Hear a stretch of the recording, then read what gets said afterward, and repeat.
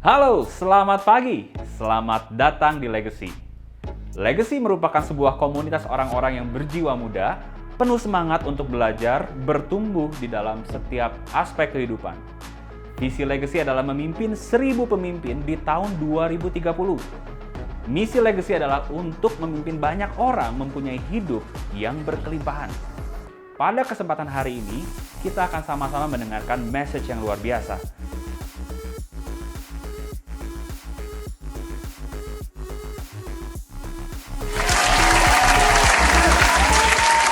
Kita cerita dulu kesan-kesan dari Bapak Ray Stephen ini. Satu hal yang saya senang dari Bapak Ray Stephen itu adalah beliau itu selalu membagi motivasi, nggak hanya soal finansial, tapi soal kehidupan juga. Yes. Jadi apa yang dia bagi hari ini, teman-teman dengerin benar-benar, karena ini akan, saya yakin akan memotivasi kita bukan cuma untuk minggu ini, tapi mungkin untuk bulan-bulan ke depan sampai akhir tahun nanti. Jadi harus didengerin baik-baik. Yes, benar Dan banget. jangan Sosok ini sangat menginspirasi, selalu berbagi tiap hari di medsos, dia bisa bagiin apa yang dia tahu gitu ya, apa yang dia lakuin, apa yang dialamin, termasuk di kita ada 40 days OCS ya, One Card System di Leaders. Beliau itu tiap pagi tuh ngingetin kita apa yang udah dilakuin, beliau share buku yang dia baca. Dan tentunya hari ini beliau ini akan share.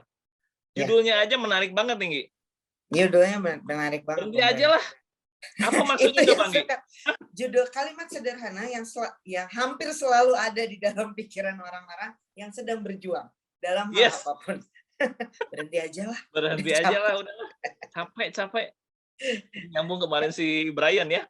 Berhenti itu karena orang tuh berjuang karena tadi 4 kata.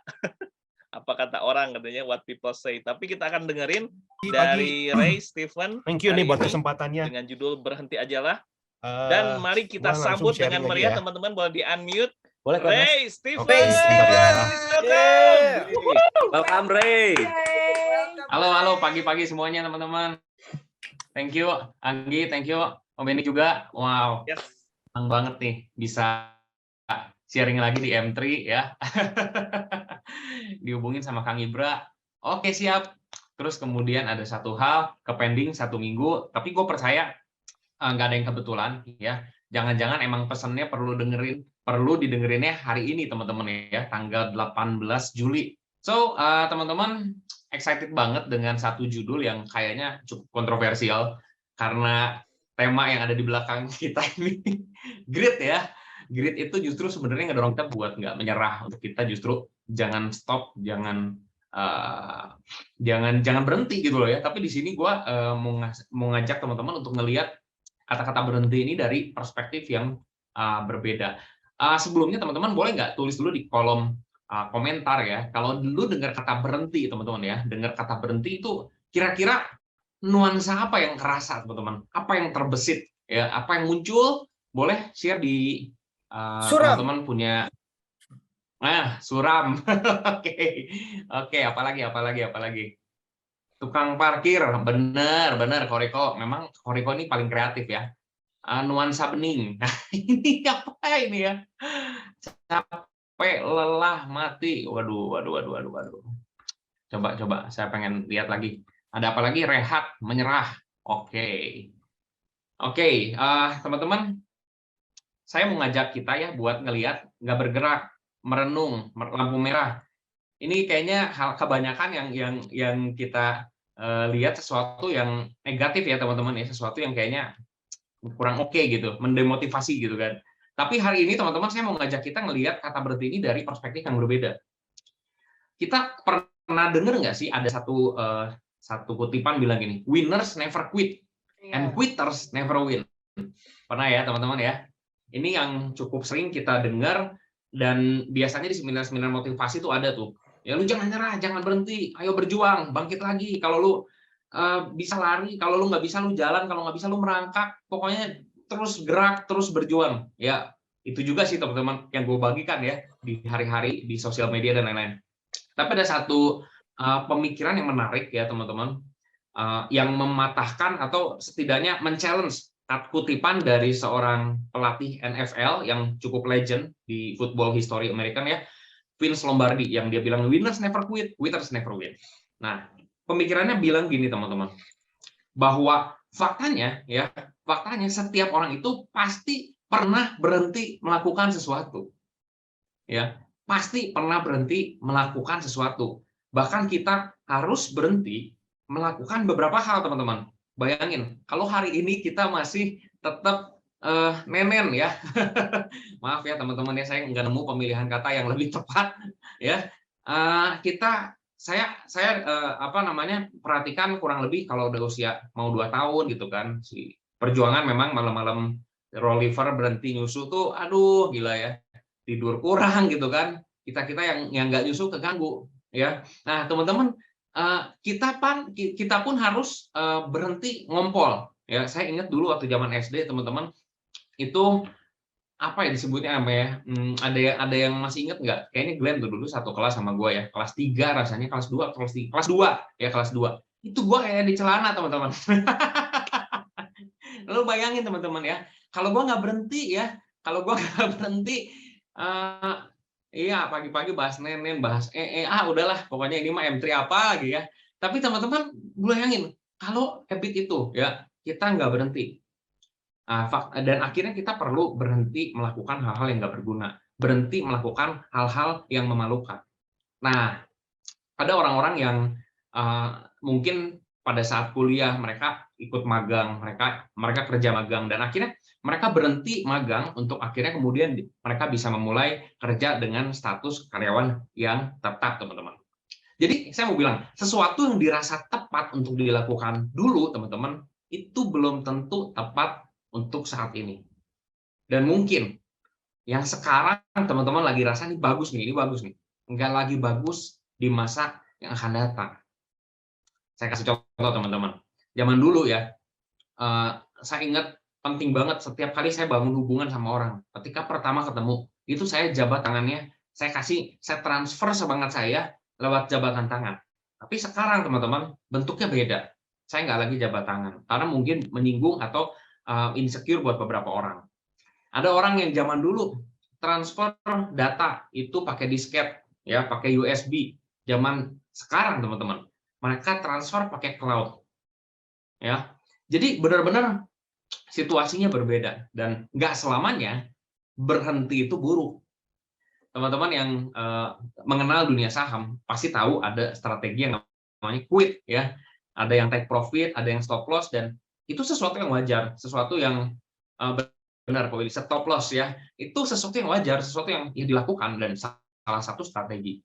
Jadi saya mau ngajak teman-teman pagi hari ini ada 2 poin ya, 2 poin besar kenapa kita perlu quit dan kapan ya, atau situasi apa di mana kita perlu quit ya. Oke. Nah, yang pertama teman-teman, karena ada yang namanya opportunity cost. Opportunity cost ini bicara soal kalau lu ngerjain sesuatu, maka di waktu yang sama sebetulnya lu lagi nggak ngerjain sesuatu yang lain. Ya dong, ya pasti ada pertukaran tuh. Ketika lu memutuskan hari ini buat M3 di kantor, lu pasti nggak ada di rumah. Dan ketika lu hari ini ada di rumah, lu nggak dapetin keseruan di kantor. Ya, berharap mungkin waktu-waktu ke depan kita udah bisa onsite lagi ya, bareng-bareng di kantor dengan rame-ramenya di Legacy, teman-teman. Nah, opportunity cost ini bicara sesuatu yang mungkin kita sadar, mungkin enggak. Dan kebanyakan kita fokus sama cost atau biaya yang kita keluarin secara langsung, tanpa kita mikirin ada biaya yang terjadi karena kita memutuskan mengerjakan sesuatu. Oke, saya akan coba kasih satu ini ya teman-teman ya, satu cerita. Ada seorang namanya Jack Welch, teman-teman. Jack Welch ini salah satu CEO yang paling legend ya, yang pernah ada. Beliau itu dari perusahaan General Electric. Nah, dia bilang waktu dia pertama kali pimpin GE, teman-teman, dan waktu itu kondisi GE nggak terlalu bagus, keuntungan cuma $12 billion. Terus kemudian akhirnya dia bilang, kita potong produk lain yang tidak menguntungkan, yang cuman sedikit untungnya, dan yang nggak berpotensi untuk jadi barang-barang yang number one. Misalnya nih, contoh teman-teman ya, mereka punya 10 jenis produk. Terus kemudian dilihat hanya ada 1 dan 2 produk yang benar-benar cuan, benar-benar nguntungin. Yang lain tuh biasa-biasa lah, atau mungkin malah ada yang rugi. Akhirnya dia potong tuh yang lain semua, dan dialihkan resource-nya teman-teman ke barang yang paling cuan, nomor 1 dan nomor 2 produknya. Dan beberapa produk yang mungkin masih berpotensi untuk jadi nomor 1 dan nomor 2 di industri. Hasilnya apa teman-teman? 1981 dia pimpin 12 miliar, dan 280 miliar itu terjadi pada waktu dia lakukan strategi focusing on being number 1 or number 2, teman-teman. Terakhir gua cek, udah 500 miliar dolar, teman-teman, market value dari si GE-nya. Jadi ini benar-benar sesuatu yang nggak bisa kita sepelekin, bahwa dalam hidup itu ada opportunity cost. Ketika lo memilih untuk memproduksi 10 barang, produksi untuk 8 barang yang mungkin untungnya biasa-biasa aja, itu bisa bikin lo nggak maksimal di 2 barang yang ternyata sebetulnya bisa membuat hidup lo maju. Saya, teman-teman, pernah memutuskan untuk berhenti jualan Pruworks, teman-teman. Ya, saya tahu Pruworks pasti bagus buat beberapa orang yang memang mereka punya market di perusahaan ya. That's good, teman-teman. Dan memang butuh fokus, butuh benar-benar serius buat ngerjain, buat ngegarapnya. Tapi akhirnya saya mundur, saya quit dari situ untuk saya bisa fokus sama produk-produk yang lain yang saya tahu mungkin marketnya lebih cocok dengan saya hari ini, teman-teman. Itu contoh hal yang bisa kita lakukan. Nah, saya mau minta teman-teman buat sama-sama coba tulisin ya di kolom komentar. Ya, tulisin di kolom komentar. Ini bicara soal kenapa kita perlu jadi nomor 1 dan jadi nomor 1 atau nomor 2 ya, teman-teman ya. Ini istilah yang dipakai sama Jack Welch. Boleh teman-teman tolong tulisin di kolom komentar. Kalau lu mau minum kopi ya teman-teman nih, buat meeting nih, bikin janji. Kira-kira yang langsung kepikiran itu merek kopi apa? ABC susu Niko Willy banget nih ya. Iya, Nita Starbucks, Michael Excelso, Cafe Jingga, Nescafe, ini kreatif sekali ya teman-teman ya. Oke, boleh lanjutin lagi teman-teman. Excelso, Makmur Jaya, Gajah. Memang di Bandung ini banyak banget tempat kopi ya. Kenangan, Makmur Jaya. Betul banget, betul banget, betul banget. Oke. Nah, teman-teman, kemarin ini gue di Jakarta. Terus kemudian gue janjian sama orang. Gue nggak tahu tempat kopi di Jakarta mana yang enak. Tapi gue tahu ada satu tempat kopi yang udah pasti, ya kopinya kayak begitu, dan tempatnya pasti kayak gitu. Jadi udah tahu kegambar di dalam kepala gue, mungkin layoutnya aja yang rada berubah sedikit. Akhirnya gue pilih buat janjian di Starbucks. Beberapa teman-teman tadi jawab Starbucks, ya. Beberapa teman-teman ada yang pilih Makmur Jaya disebutin 2 kali tuh, ya. Terus kemudian Excelso juga 2 kali. Jadi ada beberapa yang memang unggul dan beberapa yang memang jadi pilihan top of mind di kepala teman-teman. Nah, saya tanya pertanyaan selanjutnya.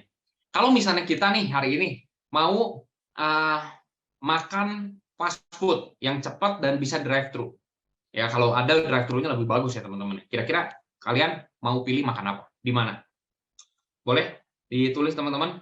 Oke. McD, KFC, McD. Oke, somehow drive-thru-nya McD sampai hari ini teman-teman ya. Ini nggak ada endorse by McD, nggak ada teman-teman. Drive-thru McD masih unggul menurut gue ya, dibandingin drive-thru yang lain. Betul banget ya, McD teman-teman ya. Sekarang teman-teman coba tulis, kalau teman-teman dengar kata mobil listrik, apa yang muncul? Merek apa yang muncul? Teman-teman boleh tulis. Yes, betul banget. Tesla, betul. Pasti akan ada keluar satu Hyundai ya.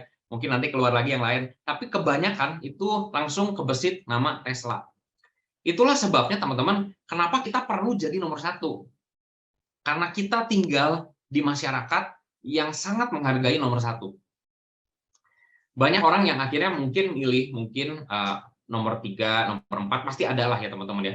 Tapi hukum Zipf ya itu bilang bahwa perbedaan antara nomor 1 dan sisanya itu biasanya jauh, biasanya signifikan. Ya, perbedaan antara nomor 1 dan sisanya itu biasanya signifikan. Nomor 1, 2 biasanya dipilih, 3 dan lainnya semua itu mungkin sisanya yang 20% ya dari market share itu Jadi teman-teman, signifikan sekali, penting sekali untuk kita memperjuangkan ada di top, teman-teman. Nomor 1 atau nomor 2. Di Amerika, teman-teman, ya. Ini yang di sebelah kiri, teman-teman lihat itu merek atau rasa ya, bukan merek. Rasa es krim favorit. Ini hukum Zip ya, bilang dia perbedaan signifikan antara nomor 1 dan sisanya. Vanilla itu unggul besar, terus kemudian sisanya rame-rame sedikit, kecil-kecil. Di Amerika juga sama, 30% lebih itu orang Amerika suka makan es krim vanilla ya. Ini ngingetin gue, teman-teman, kalau misalnya hari ini kita punya kesempatan pergi, let's say ke Bali misalnya, tapi Bali masih kurang ngigit lah ya. Tapi oke lah, misalnya ada orang datang ya ke Bandung, terus kemudian mau lu ajak buat makan ya, di daerah misalnya makan Sunda deh, makan Sunda. Kira-kira lu bakal bawa kemana tuh? Kalau daerah Soekarno-Hatta, diajak makan di mana teman-teman? Boleh tulis di kolom chat. Ampera, Cibiu, Laksana. Oke, ini kayaknya udah 3 besar nih, ya. Pandan, ya Pandan Wangi juga ya salah satu ya. Oke,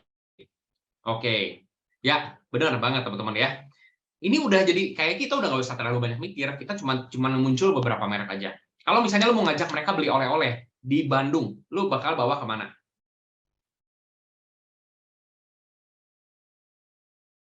Betul.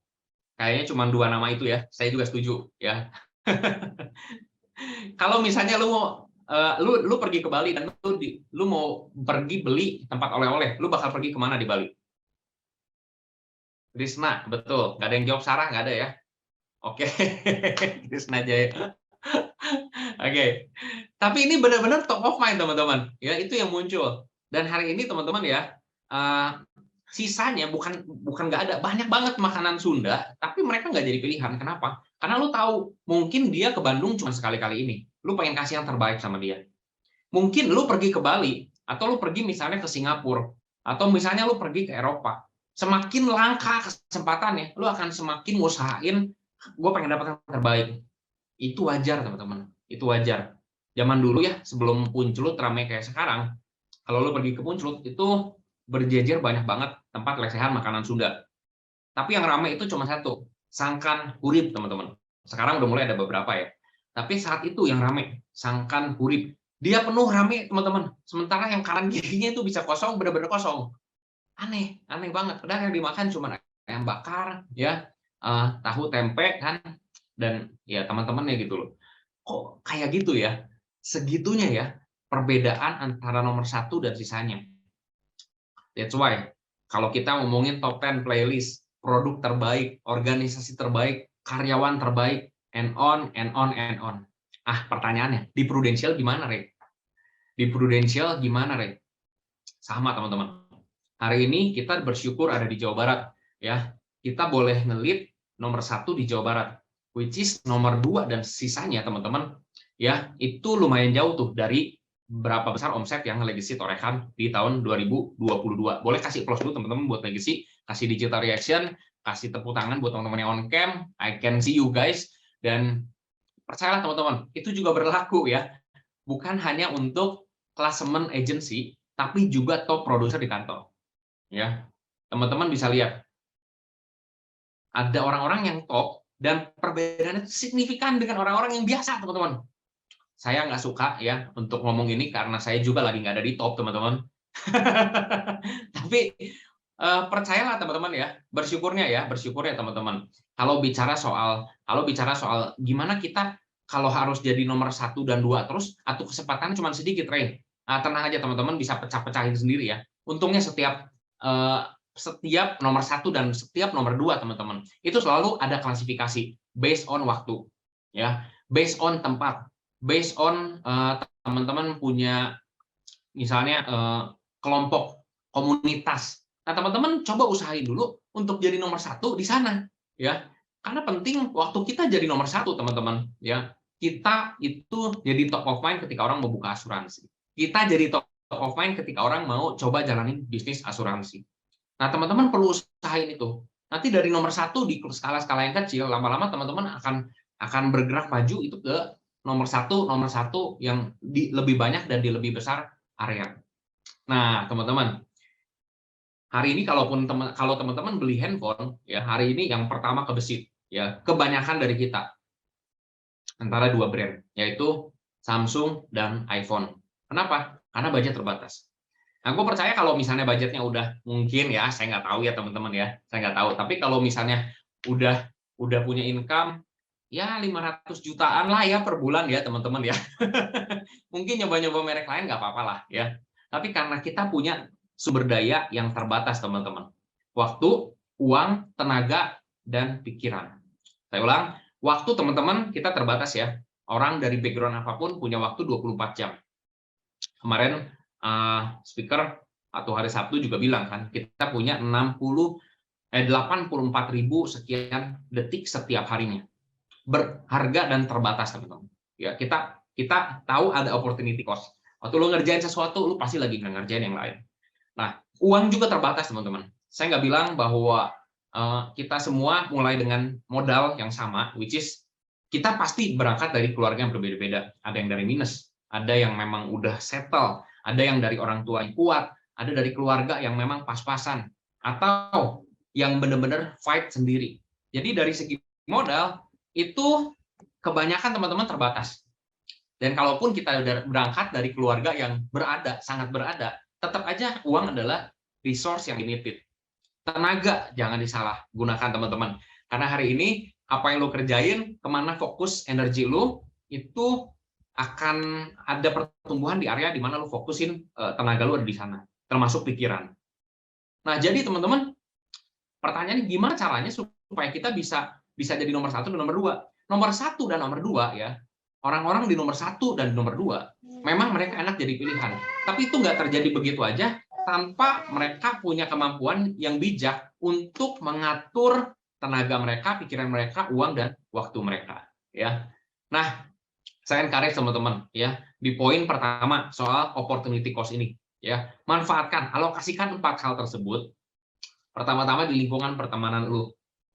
That's why gue encourage lu perlu cerita tentang insurance di sosial media, either feed, either story, either apapun itu, karena itu adalah kartu namanya hari ini teman-teman. Ya, lu nggak pakai kartu nama fisik, tapi lu pakai kartu nama digital, yaitu profile bio di sosial media lu.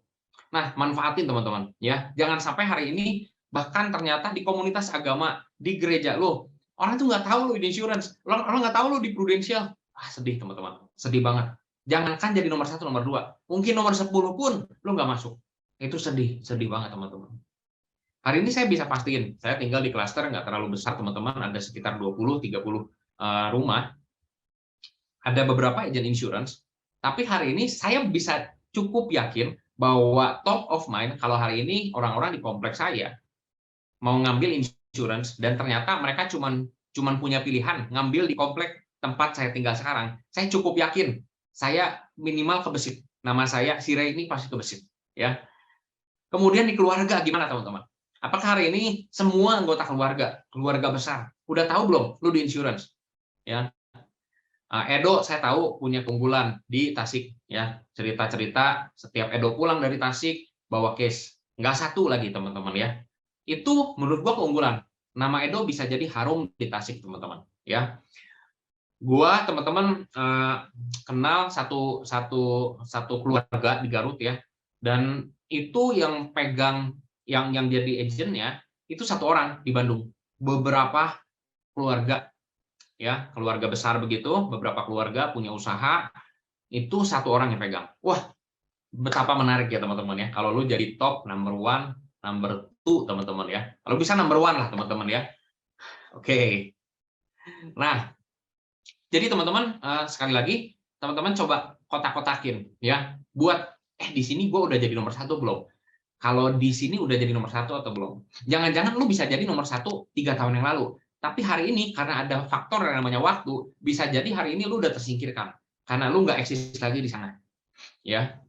Sekali lagi alokasikan 4 hal ini teman-teman ya, supaya teman-teman bisa ngasih kontribusi proteksi yang bagus buat orang-orang di marketnya teman-teman.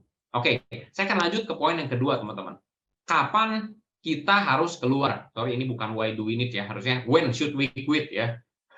Atau why do we need to quit bisa juga ya dijawab dengan satu statement ini, unfavorable situation. Ada situasi yang tidak menguntungkan.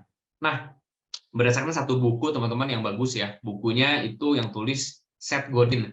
Gue waktu pertama kali baca ya, gue sempat nanya juga ke Ko Andre, kok ini gimana ya kok ya? Gue kok rada berat buat bagi materi ini ya. Tapi akhirnya saya coba rumuskan, saya kemarin juga sempat share di meeting unitnya Glenn, dan akhirnya ngerti gue bahwa ada satu konsep yang bagus dari kata berhenti, dari kata stop ya. Dia jelasin dengan 3 kurva teman-teman.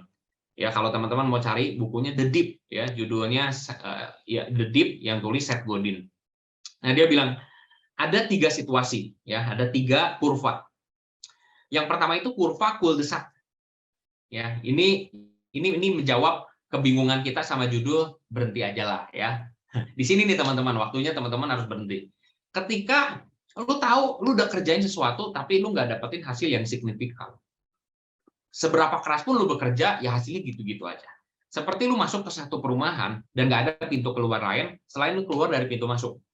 Kan gate system ya, kalau di perumahan itu bagus ya, keamanannya, security-nya. Tapi kalau di hidup, teman-teman, percayalah, ketika lu melakukan segala sesuatu dan situasi nggak berubah jadi lebih baik atau lebih buruk, alias gitu-gitu aja. Misalnya lu udah kerja 3 tahun, lu udah kerja 5 tahun di satu tempat, dan keadaan nggak banyak berubah. Bahkan lu bisa prediksi situasi keuangan lu dan keluarga 5 tahun dari sekarang, teman-teman. Siapa di sini yang pernah dulu ngerasain kayak gitu, ya? Atau mungkin hari ini, teman-teman, lu ada di tempat kerja yang ya ini kayaknya nih gue bisa kebayang lah tahun depan tuh naik kurang lebih sekian. Oke, bahkan sekarang banyak meme keluar ya di situ. Ketika lu tahu lu naik gaji 3%, tapi inflasi 9%. Ketika lu tahu hari ini lu gaji naik 3%, tapi inflasi naik 9%. Artinya apa? Lu bukan cuman nggak ngalamin kenaikan, bahkan gaya hidup lu akan turun dengan sendirinya. Jadi teman-teman, kalau misalnya hari ini teman-teman ya, ini contoh situasi ya, saya kasih contoh situasi teman-teman. Misalnya lu hari ini karyawan, dan hari ini lu digaji 10 juta.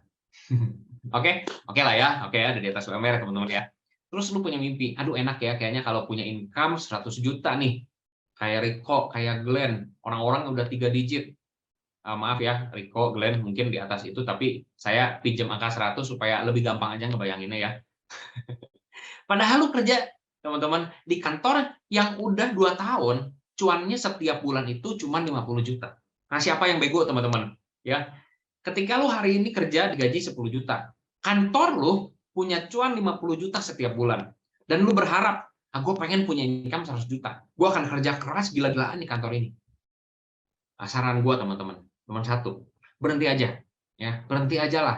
Lu ada di jalan buntu. Ya. Dan kita perlu mengenali dan perlu menyadari dan perlu punya kerendahan hati. Ketika kita punya tujuan yang besar dan ternyata hari ini kendaraan kita nggak bisa nganterin kita ke sana, ya gue mau bilang berhenti aja lah. Ya, penting teman-teman untuk tahu kalau teman-teman hari ini ada di cul-de-sac dalam hidup. Ya, tapi teman-teman ya bisa juga loh teman-teman ya, bisa juga cul-de-sac ini bicara sesuatu yang ketika lo jalanin bisnis ini teman-teman ya. Lu jalanin bisnis ini, lu pakai cara jualan, lu pakai cara telepon, lu pakai cara rekrut yang sama dari tahun ke tahun, dan hasilnya sama. Lu ada di kurva cul-de-sac dengan cara lu hari ini. Nah, saran gua teman-teman, berhenti gunakan cara yang sama. Kalau lu pengen hasil yang berbeda, coba lakukan peningkatan, improve, discuss lagi sama leader.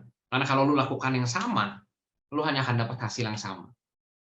Lu ada di jalan buntu. Sama dengan ketika lu mengelola bisnis di Prudential, lu pakai cara yang sama dan ternyata 1-2 tahun ini doesn't work, teman-teman. Stop doing, diskusi dengan leader, lakukan yang berbeda. Nah, ada satu cerita yang bagus yang gue dapat dari bukunya mentornya Ivan, mentornya kita semua, teman-teman. Ya, Om Sanjay. Dia wawancara ada 6 orang legendaris di dunia insurance ya. Judul bukunya The Perfect Mindset. Ada 1 orang teman-teman namanya si ini nih teman-teman, Naji Haddad ya. Saya mau cerita teman-teman tentang Naji Haddad ini. Dia bilang gini, saya udah 5 tahun kerja di banking. Dan saya tahu seberapa keras pun saya bekerja, gaji saya akan naik sekian persen dari gaji pokok. Dan saya memutuskan akhirnya untuk berhenti dan masuk ke industri yang bisa mengalami kenaikan yang lebih besar, kenaikan yang signifikan. Teman-teman, hari ini dia udah 20 tahun di industri asuransi di Lebanon, dan salah satu agensi terbesar, dan dia cerita bahwa di awal, teman-teman, bahwa di awal itu dia prospek 100 orang ya dengan 100 jam kerja. Wajar ya teman-teman ya, hari ini kita ketemu orang kurang lebih sekitar 1 jam. Paling cepat loh teman-teman ya. Terus kemudian dia closing 10. Jadi success rate 10%. Ya, 10%. Terus dia mikir gimana caranya supaya success rate-nya naik. Akhirnya dia lakukan riset. Dia ambil waktu 20 jam dari waktu kerja dia riset. Riset apa? Dia riset market dia riset diri dia sendiri, terus kemudian dia riset konsep yang dia pakai. Ini kira-kira cocoknya buat siapa ya? Oh, buat orang-orang di usia 50-an. Orang-orang di usia 50-an ini yang kelas ekonomi seperti apa ya? Yang kebutuhannya seperti apa ya? Yang bisnis atau yang kerja? Yang punya aset sekitar berapa ya? Akhirnya dia ketemu tuh rumusannya. Nah, akhirnya dia ketemu 20 orang. Jadi total dia keluar 40 jam ya teman-teman ya. 20 jam buat riset, 20 jam untuk dia lakukan ketemu orang. Dan ternyata teman-teman ya, sukses rate-nya naik jadi 50%. Jadi dari 20 klien yang dia temuin, dia berhasil closing 10 klien. Nah teman-teman, bukankah satu contoh yang menarik ya, ketika kita hari ini ada di kurva kuldesak, do something teman-teman. Entah itu kerjaan lu di tempat kerja yang sekarang, entah itu cara lu yang lu pakai sekarang, entah itu mungkin cara telepon lu yang biasa lu pakai, dan ternyata sukses rate-nya nggak bagus. Teman-teman mungkin ada di kurva kuldesak. Nah, saya akan kasih lihat satu kurva lagi teman-teman ya. Ini kurva the cliff. Nah, ini gambarnya lebih bagus ya dari kuldesak ya teman-teman ya. Ini mulanya teman-teman ya, lu ngerjain sesuatu kelihatannya bagus, signifikan. Tapi satu waktu teman-teman ya, lu jatuh juga secara signifikan. Kita jatuh, kita menderita. Kita jatuh dan kita betul-betul terpuruk. Contohnya teman-teman ya, contohnya kurva the cliff ini ya teman-teman ya. Misalnya nih, teman-teman pernah ingat ya zaman dulu orang jualan masker, oke, jualan masker terus kemudian dijual gila-gilaan, ratusan ribu, 200.000 satu box. Ya, mahal banget. Terus kemudian karena banyak orang yang mikir akhirnya jualan masker ternyata nggak terlalu susah ya. Akhirnya ada banyak orang yang mulai ikutan jualan. Wah, ini supaya nggak habis, gue mau tampung sebanyak-banyaknya masker. Supaya penjual-penjual yang lain nggak punya, dan gue jadi monopoli masker. Dan itu terjadi banyak di tahun 2020, teman-teman. Hasilnya apa, teman-teman? Ketika semua orang bisa melakukan, dan artinya yang lo lakukan itu mudah. Semua orang melakukan, semua orang dapat cuan. Lama-lama, value dari apa yang lo kerjain itu akan turun. Dan akhirnya satu waktu kita tahu, pecah juga balonnya, kemudian harga masker kembali normal. Seperti hari ini teman-teman bisa temukan dimanapun, kita nggak pernah kehabisan, kita nggak pernah takut kehabisan, dan kita beli di harga yang wajar. Kalau lu hari ini memilih buat masuk ke industri jualan masker, lu mau bisnis masker teman-teman, consider teman-teman ya, untuk jangan-jangan lu ada di sini ya. Nah, contoh beberapa gambar yang lain teman-teman ya, lu bisa lihat di sini. Gue coba compile ya. Lalu lihat di situ ada Max 4, Max 6 ya. Teman-teman ingat kalau ini pernah ada di rumah lo ya, pernah ada di mobil lo. Ya, berarti mungkin lo seangkatan Victor ya. Kalau saya belum pernah teman-teman ya, belum pernah lihat. Ada sih dulu pernah punya kasetnya teman-teman ya. Ini kumpulan lagu-lagu. Hari ini lu mau lagu, mau denger apapun, lu tinggal buka YouTube, lu tinggal buka Spotify, dan lu bisa dapetin, lu bisa dengerin lagu apapun yang lu suka, and it's free teman-teman. Tapi zaman dulu segitu berharganya denger lagu, sehingga kalau lu udah suka satu lagu, lu perlu cari. Dan kalau lu pergi ke Distara teman-teman, terus lu kehabisan, lu bete ya, kalau enggak lu nungguin di radio kapan lagu favorit itu diputar. Nah inilah teman-teman ya zaman itu ya. Hari ini gua rasa banyak production house, banyak apa itu disebutnya tuh studio-studio recording yang mereka nggak lagi pakai cara yang sama. Kemudian robot trading teman-teman ya, di atas ya. Itu ada berita-berita banyak orang yang akhirnya ngalamin kerugian. Kenapa? Karena mudah teman-teman ya, sesuatu yang kelihatannya enak teman-teman di awal. Tapi ternyata akhirnya ya itu cukup ekstrim ya, itu penipuan teman-teman ya. Nah, jadi ciri-cirinya teman-teman ya, ciri-cirinya. Di awal masuk tuh happy banget, gampang, gampang. Bisa dikerjain nih, bisa nih. Ayo, cuannya gede nih. Ya, tapi satu hari lu bakal terjun karena ada tebing ya. Ciri-cirinya apa teman-teman yang lain? Entry barrier-nya rendah ya. Entry barrier-nya rendah. Semua orang bisa kerjain, value-nya makin lama makin rendah, dan yang kedua itu adalah replaceable. Kalau lu hari ini kerja dan kerjaan lu ternyata gampang digantikan, hati-hati teman-teman ya. Hati-hati karena bisa jadi ketika lu ngelakuin satu kesalahan atau ketika lu banyak tuntutan di kerjaan yang sekarang, bos lu tinggal cari yang lebih mudah, bos lu tinggal cari yang lebih mungkin secara pendidikan lebih baik dan mau dibayar lebih murah. Ya, kita yang udah makin tuir ini kan makin berkeluarga, pengeluaran makin banyak ya. Nggak semua bos, nggak semua atasan punya hati untuk mikirin dan memperjuangkan supaya lu bisa tetap hidup dengan standar yang minimal sama. Banyak pengusaha-pengusaha di luar sana yang mereka mikirin gimana supaya gue dapat cuan lebih gede. Kalaupun itu harus nge-cut orang-orang yang udah digaji terlalu besar, dia mungkin akan lakukan. Ya. Jadi teman-teman, kalau misalnya bahkan lu hari ini bisnis, ya bisa jadi kalau bisnis yang serupa dibuat di banyak tempat. Kemarin gue denger ya, bisnis roti juga sama tuh. Hari ini ada banyak teknologi yang bisa bikin roti zaman dulu teman-teman. Roti itu kalau orang bikin roti, mereka harus milih antara rotinya pengen yang empuk ya, tapi usianya nggak lama, gampang expired, gampang bulukan. Atau ya lu bikin roti yang rada jangka panjang lah, kalau nggak laku 1-2 hari itu masih aman teman-teman.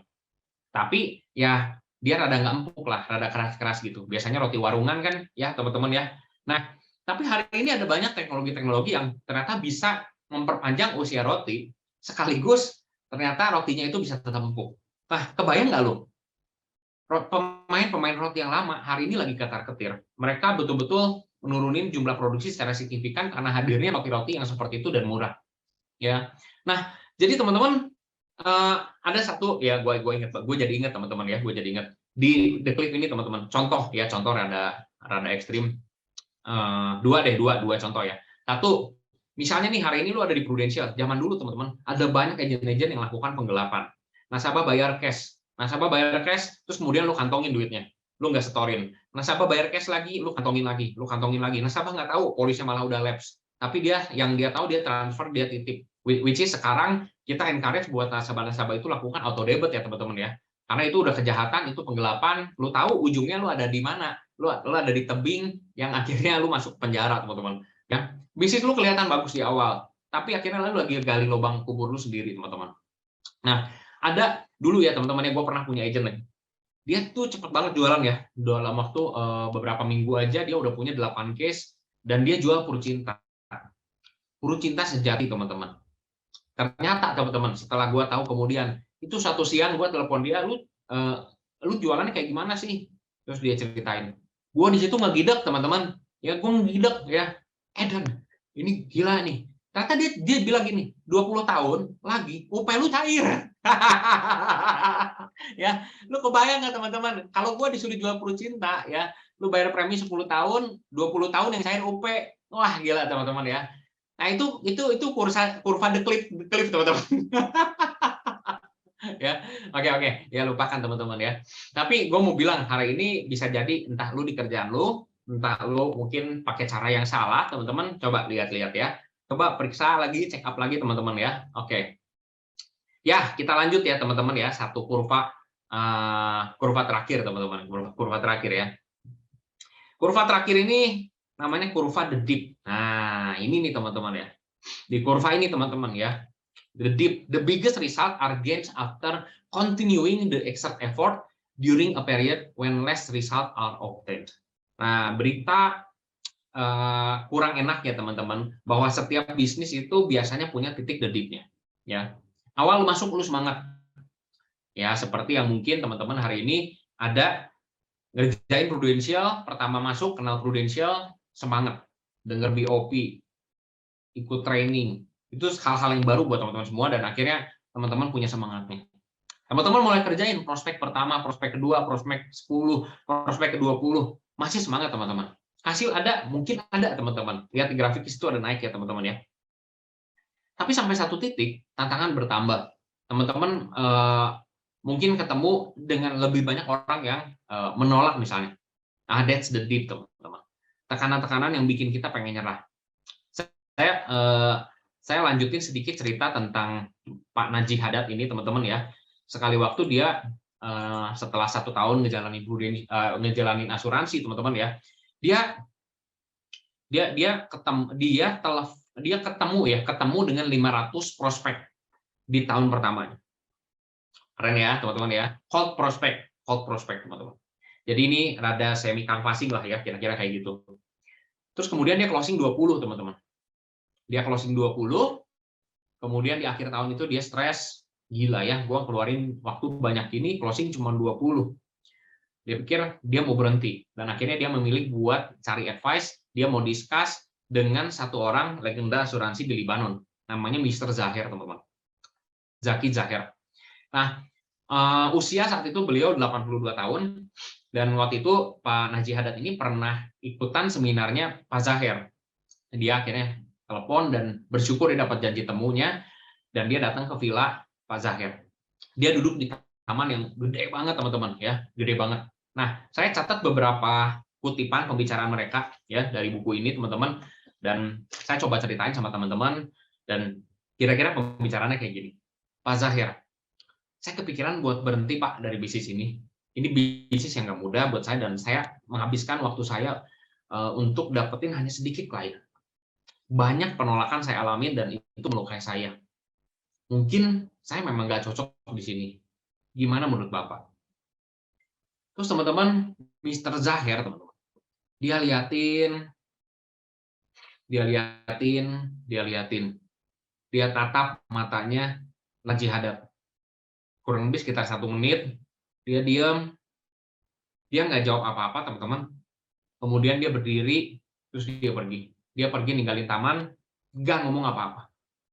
Aduh, itu bingung itu.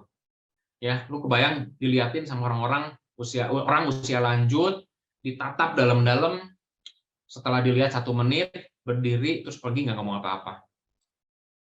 15 menit kemudian, teman-teman, 15 menit kemudian akhirnya Pak Zahir balik. Dia bawa kalender dari tahun 1954. Terus dia kasih lihat bulan April. Najih, di bulan ini, dia bilang, saya lakukan 400 panggilan telepon. Dan saya ketemu 80 prospek, 44 orang tertarik. Guess what? Berapa saya closing? I close 0. Saya nggak closing, closingan saya 0. Do you think I quit? I never quit. And after 2 years, I opened my agency. Dia bilang, saya pastikan setiap orang yang menolak saya, tidak saya izinkan untuk menentukan perjalanan bisnis saya. Wow, teman-teman. I surely never let the people who rejected me to choose my career. Terus dia lanjutin lagi. Najih, kamu masih belum betul-betul paham arti bisnis ini. Pergi Najih, pergi. Ketemu orang, see people, ketemu orang. Kamu cari pemahaman maknanya bisnis ini. Don't make clients, go make friends. Ya, ini sejalan sama yang Ko Victor ya. Mungkin Ko Victor dirasuk sama Pak Zahir nih ya. Enggak ya. Tapi lihat tuh, ada 2 orang loh, yang satu di Libanon, terus kemudian Ko Victor cerita Algranum di Amerika. Ngomong hal yang sama. Don't make clients, go make friends. Kalau Algranum bilang the profit is in the relationship, teman-teman. Ya. Jadi ini menurut gua message yang perlu kita consider kalau lu ada di industri asuransi. Paling penting buat kamu di tahun pertamamu itu melakukan banyak percobaan, ini Zaki Zahir yang bilang, dan cari tahu market kamu, kerjain terus sampai akhirnya nanti kamu udah tahu market kamu yang mana, kerjain. Akhirnya dia analisa, teman-teman. 20 orang di tahun pertama yang ambil ke dia, ini orang-orangnya kayak gimana, kategorinya, kriterianya, dan akhirnya teman-teman dia jadi lakukan yang namanya smart work. Dia maksimal ketemu jumlah orangnya, dan tahun kedua dia closing 100 case. Wow, ya teman-teman ya. Mantap, mantap ya. Semua pasti pengen nih teman-teman ya. Gue juga pengen, gue juga pengen. Nah, teman-teman coba lakukan, coba riset, coba ngobrol lagi sama leader, coba amati. Jangan-jangan selama ini memang lu masuk market yang mungkin bukan buat lu, teman-teman. Oke, ya. Nah, jadi perlu explore ya teman-teman ya. Memang di awal-awal tahun pertama itu jangan banyak milih juga ya. Hajar, hajar, hajar, hajar. Lu cari polanya teman-teman. Oke. Nah, butuh kesabaran dan kekuatan untuk kita melalui deep teman-teman ya. Melalui deep. Di titik-titik waktu lu pengen berhenti, ya justru di titik-titik itulah lu harus berjuang lebih. Di titik-titik itulah lu perlu bertahan dan melakukan lagi teman-teman. Disitulah lu jangan quit teman-teman. Disitulah grit lu perlu terapin, ya bukan di dua kurva yang sebelumnya teman-teman. Kalau lu grit di dua kurva yang sebelumnya, ya lu akan either masuk ke jurang atau hidup lu nggak akan pergi kemana-mana. Ketika lu ada di titik the deep teman-teman, ya ini gue kasih lihat lagi gambarnya. Banyak orang quit di titik ini. Mereka berhenti di titik terendah. Titik yang udah pasti lu bakal temuin ketika lu bisnis. Titik yang lu udah pasti akan lu temuin. Ya. Dan titik inilah yang akhirnya akan memisahkan antara pemenang dan pecundang. Tantangan yang ada membuat kurva ini worth it banget buat lu terusin, buat lu perjuangin. Mungkin beberapa minggu lu ada di deep, mungkin beberapa bulan, ada yang mungkin beberapa tahun. Tapi percayalah hasilnya worth teman-teman. Hasilnya worth. Bilang hasilnya worth teman-teman di kolom chat yuk, kita ketik. Dan kondisi deep ini teman-teman adalah kondisi kemunduran sementara. Jadi lu jangan berhenti teman-teman. Jangan berhenti, terus berusaha. Kalau lu berhenti di kurva deep ini, akhirnya lu gak akan pernah kemana-mana. Baru 2 minggu lulus AJI. Baru ikut trading 2 kali. Baru cerita ke 2 orang. Baru ditolak sama 2 orang. Udahan. Lu hanya akan jadi serial quitter teman-teman ya, orang-orang yang berhenti dan nggak pernah pergi kemana-mana. Burung pelatuk itu nggak matuk pohon banyak-banyak, dia cuma patuk satu pohon tapi dia patuk 20.000 kali teman-teman. Jadi dalam bisnis apapun teman-teman, lu akan ketemu the deep, keep fighting, grit is what you need teman-teman ya. Dan Seth Godin di bukunya ini yang salah satu yang terkenal kutipannya, dia bilang anything worth achieving in life has a deep. Anything worth achieving in life has a deep teman-teman. Pagi ini teman-teman saya mau ngajak buat teman-teman cari tahu lu ada di kurva yang mana. Ya, cari tahu lu ada di kurva yang mana. Dan buat lu yang belum full time teman-teman, balik lagi, emang semua juga bergantung sama goals-nya lu. Kalau misalnya cerita yang tadi gue ceritain, ternyata di 10 juta itu fine, gak ada masalah. Target gue di usia 40, di usia 50 gue pengen punya income 15 juta misalnya, atau 20 juta, dan lu udah hitung, lu udah kalkulasi, lu udah pakai Excel, lu tarik, lu drag dengan kenaikan lu. Nyampe, ya lu nggak perlu buat tinggalin. Lu nggak perlu consider untuk tinggalin, ya. Kalau lu pernah ngebayangin, tapi kalau lu pernah ngebayangin bahwa hidup itu harusnya lebih baik dari situasi yang sekarang, lu bisa cek hari ini sejauh mana kerjaan yang sekarang itu bisa nganterin lu. Kalau enggak teman-teman, mungkin lu akan berakhir di kurva pulsa. Nah, buat sebagian kita yang mungkin teman-teman lagi ngerjain satu bisnis yang kelihatannya bagus, coba direnungkan teman-teman pagi ini jam 10 hari Senin tanggal 18 Juli. Coba direnungkan sampai sejauh mana bisnis lu bisa growing, bisa berkembang. Karena banyak bisnis yang kelihatannya bagus teman-teman, kelihatannya prospek. Tapi hari ini ada cukup banyak ya pengusaha-pengusaha yang juga mereka fight. Mereka betul-betul berjuang. 8 dari 10 pengusaha yang gue temuin kayaknya mereka ngeluh dengan situasi. It's okay to quit, karena berhenti bukan artinya gagal, teman-teman. Berhenti untuk sesuatu yang nggak layak buat lu perjuangin. Pemenang tahu kapan harus berhenti. Di legacy, teman-teman, ya kita punya tema grit, give it your all, kasih semuanya, teman-teman. Redo, ulangin jika perlu. Gua rasa harus sebenarnya teman-teman ya. Kalau lu mau grit ya memang harus ulang ya. Tapi kita di sini banyak kata perlu teman-teman. Jadi ulangi teman-teman, ulangi. Pasti perlu ya. Jadi redo teman-teman ya. Jangan nyerah teman-teman, ya, ignore giving up, take time to do it right, lakukan dengan benar teman-teman.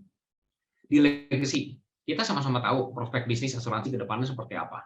Saya cukup punya alasan untuk saya bertahan di sini, karena saya lihat orang-orang yang udah berhasil, yang udah pernah lewatin titik-titik the deep dalam bisnisnya, di asuransi, di Prudential, di Legacy, teman-teman.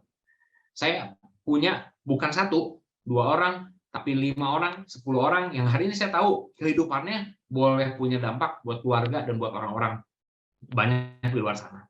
Dan saya mau ke sana, teman-teman. Bagaimana dengan teman-teman yang hari ini ada di M3 bareng-bareng? Di Legacy kita berjuang bukan bangun bisnis orang lain, tapi kita bangun bisnis, bangun mimpi kita sendiri, teman-teman.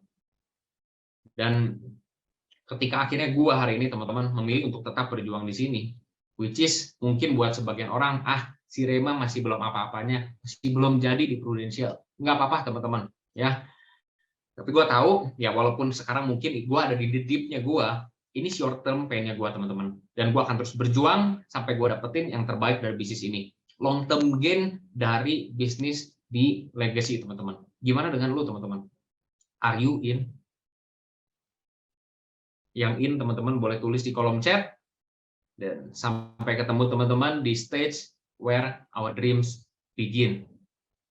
Thank you, teman-teman. Iya, Asik. ada Terima kasih kembali Bapak. closing statement. Oke, thank you banget sekali lagi teman-teman, boleh unmute dan kasih virtual reaction yang luar biasa buat Koko Ray. Keren banget. Thank you, Ray.